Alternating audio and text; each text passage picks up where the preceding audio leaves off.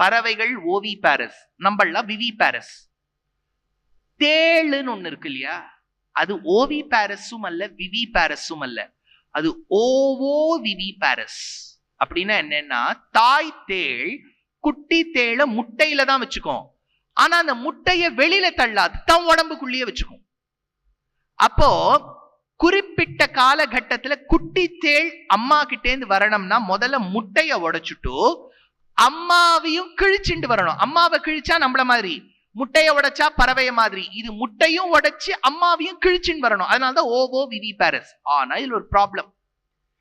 இந்த குட்டி தேள் வரணும்னா அதுக்கு சூடு தேவை, அம்மாக்கு சூடு தேவை. அந்த சூட்டுக்கு என்ன பண்ணும் அந்த தாய் தேள், மாட்டு கொட்டாயில மாடு எங்க சாணம் போடும்னு காத்துட்டு இருக்கும்.